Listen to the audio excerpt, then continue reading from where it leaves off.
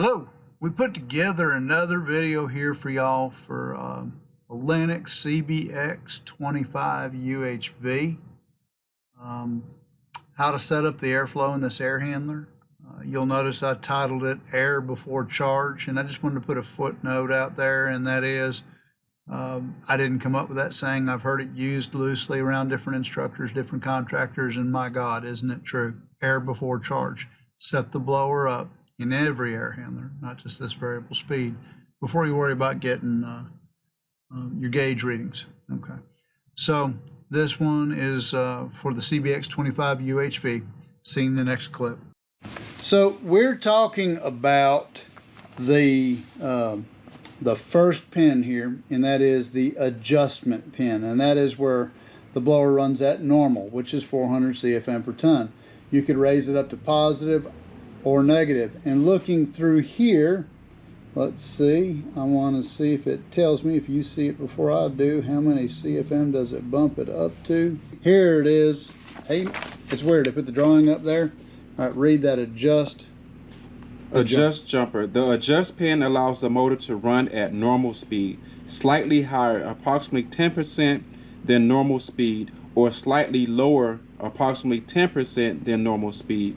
The tables on the following pages list 3 rows, plus normal and negative, with their respective CFM volumes. Notice in table 3, for example, that the normal adjustment setting speed position number 4, that's for heat. Number 4 is 1,000 CFM.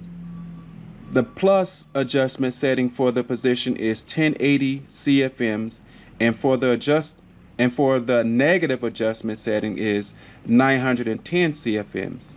After the adjustment setting has been determined, choose the determining speed jumper settings from those offered in the table in that row. The test pin is available by bypass the BDC3 control and run motor at approximately 70% to test that the motor is operational. Oh, I learned something just then. This is beneficial primarily in troubleshooting. G must be energized for motor to run. Okay, so you turn on the fan from auto to on, and you put it in test just to see if the motor can run. Right. You know, you get there, the motor's not running for some reason, you want to find out, do you have a bad motor? So you could literally put it in test mode, and yeah, it's going to give you 70%, but we're simply looking to check and see, is the motor running at all when there's a call for the motor. Okay, so we're going to move on now, and we're going to go to the cool jumper, and the cool jumper was which one? That is the third terminal. Actually, no, I'm going to go back to the heating terminal. So just learned something new, and I've been saying this wrong for a while, and that's why I keep coming to work. I learn every day. But right here, it says heat jumper. The heat jumper is used to determine CFM during the electric heat operation only. These jumper selections are activated only when W1 is energized. So there is a recommendation in here on this other page as to what speed to set your air handlers up to. Our air handler is a cbx25uhv 024, and they recommend heating to set ourselves up to pin number 2, and see that plus. They want you to have that on the plus for the adjustment of the airflow, and if you do that, you're also going to plus your cooling speed. Something to know. So we're going to decide whether or not we agree with that, because I could care less what we do to adjust this electric heat, but I dang sure want my cooling CFM to be right. And I could see where people would see that plus, follow the instructions. What they do, they just bump their unit up to 440 CFM per ton of cooling. So I don't really agree with that.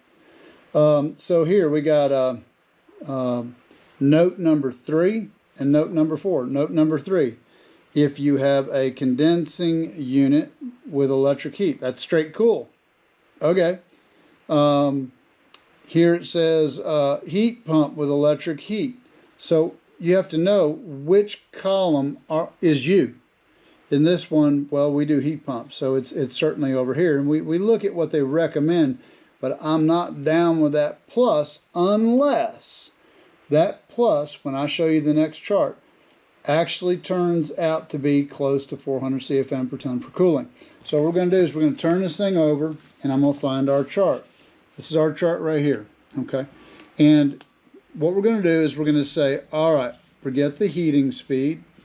I don't care about the first stage cooling right now. And we look for second stage cooling.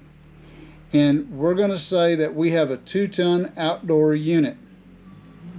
All right. If I have a 2-ton outdoor unit, how many CFM should I have going through this air handler? 800. Right. And right here I see 820. So it's like spot on. And if you look, here it is, normal. So it's even a little bit high, okay? And we could say, all right, what if it was on plus, okay? Because remember, if you move that thing up on plus, yeah, it's going to adjust the way they said a minute ago for the heating speed. It's so arbitrary. They have no idea what kind of kW I have in this air handler. So I really disagree with what they were saying to tell us to put it on plus. But let's just look at it. Plus would give us 890. That's like 11% too much airflow. That is going to result in a unit that does not cool well. Okay, so here we're looking at 1, 2, 3, and 4. Those are the different choices you can pick on the pin. If we know that we wanted 800, row 1 is 390 to 480. That's out. Row 2, well, I can pick from that. That's 670, 545, out of the equation. 4 is 1125 to 930. So that's how you identify that you want it to be on speed tap 3. Then you go ahead and say, well, if I followed them, a plus would have been 890. Bottom line is, I'm putting this sucker on normal, on 820. Them electric heaters can bite me. I'm going to leave this thing where we need to be, and that is for cooling. Does that make sense? Yes. Okay. We're on the instructions right now, and I'm going to take a look and just read through these and see what they are. Right now, we're talking about the delay jumper. It was the fourth one to the right on the board. And what does it do?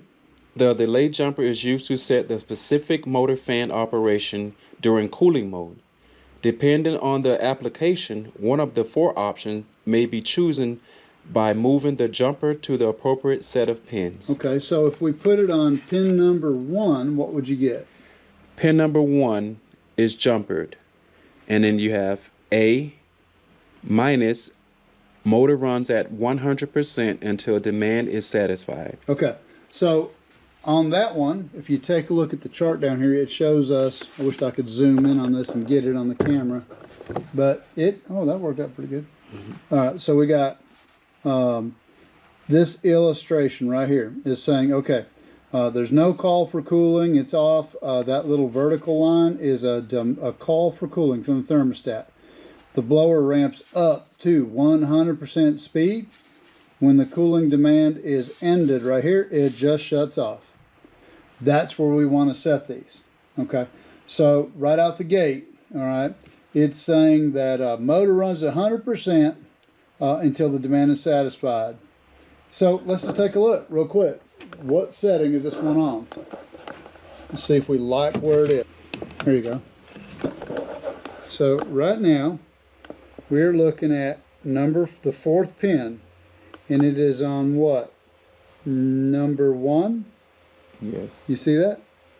So it is on what it is saying here. Let me bring this up so we can see it. Okay, right here, number 1.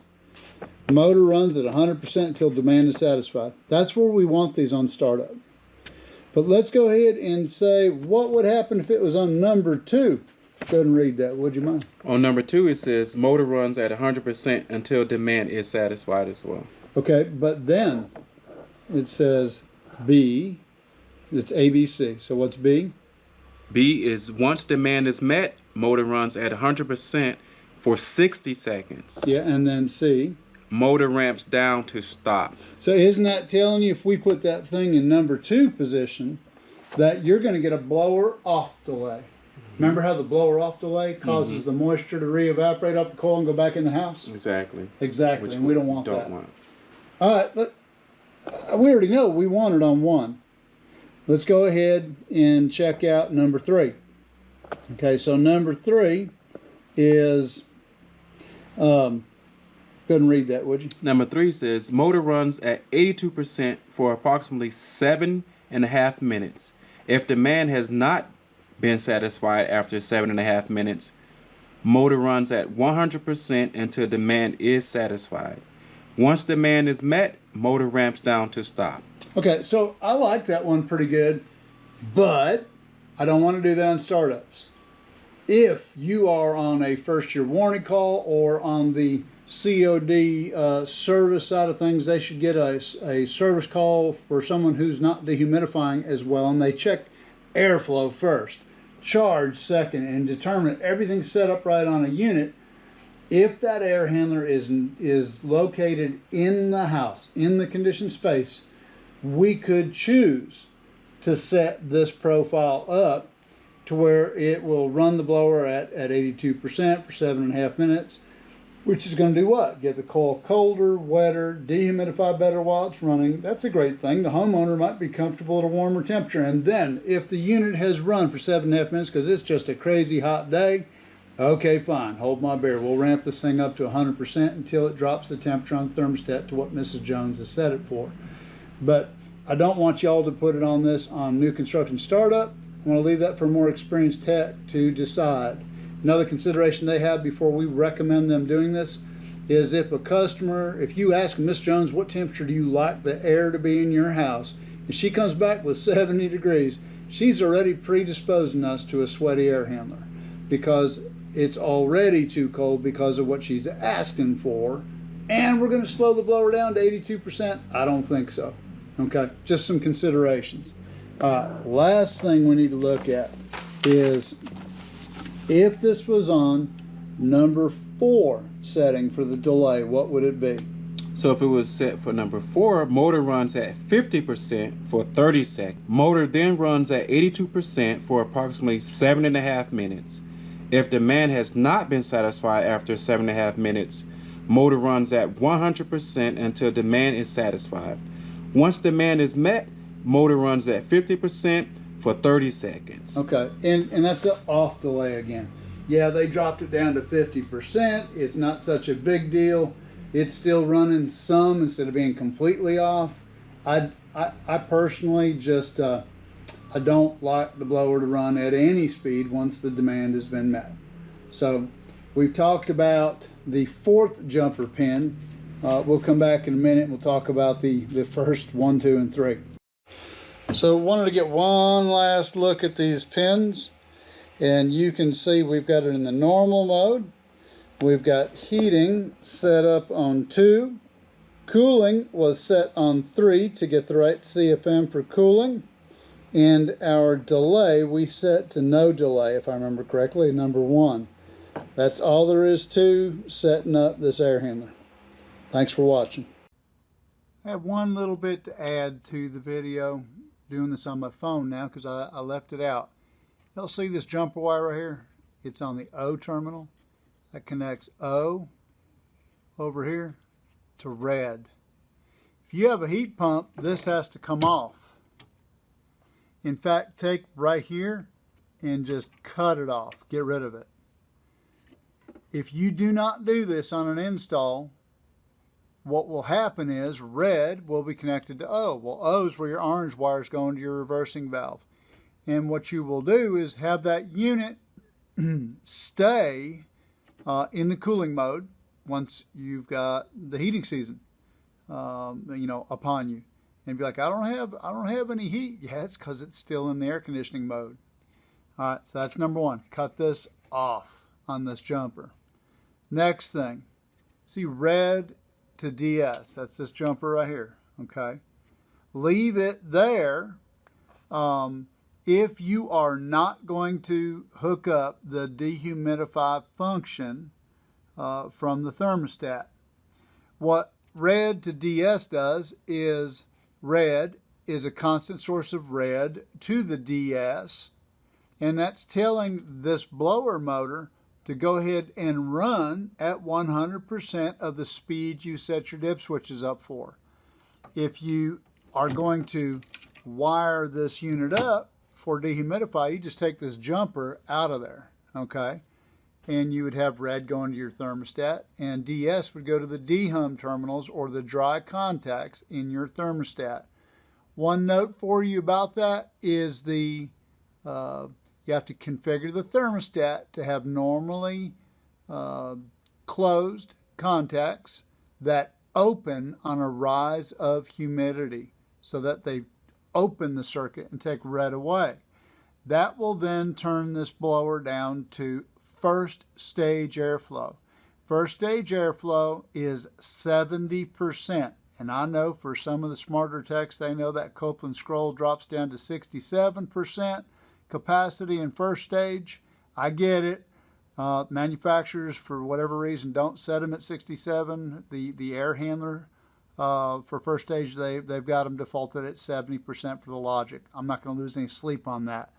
So that talked about the O terminal, the red going to DS and the red going to O. Last thing, this jumper wire right here. If you have a two-stage unit, pull this jumper wire off. You're going to hook Y1 to here and Y2 to there. If you leave the jumper wire up inside of here on these terminals, what you're going to have is... Had one thought real quick here to put in.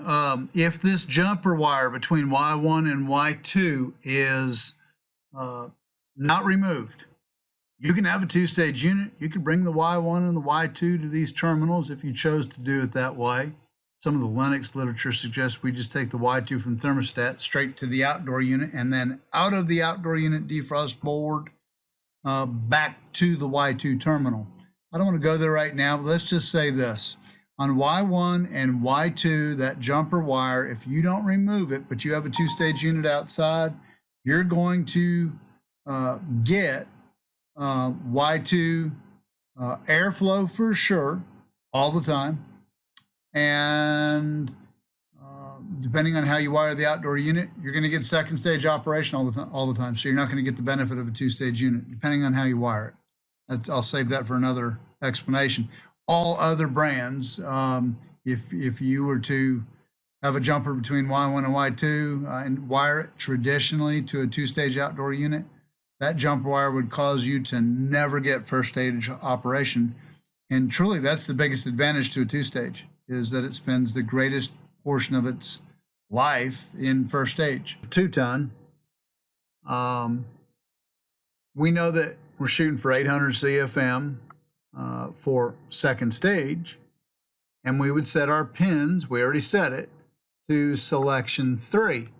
Whatever you set second stage airflow for is exactly what you're going to get for a setting 3, right, in this case, for first stage. So here's my question to you. 800 CFM for full stage, second stage. How many CFM do you want it to be for first stage? And the answer is simple. You take and you go ahead and say 67%. I'm looking for my calculator right now. 67% times 800. Okay, and trying to get my calculator to work here real quick, but here it is. So we know it's 800. I'm gonna put that in my calculator. So I got 800, and I'm gonna say times 67% equals 536. So I want you to look at column 3 and what number is closest to 536.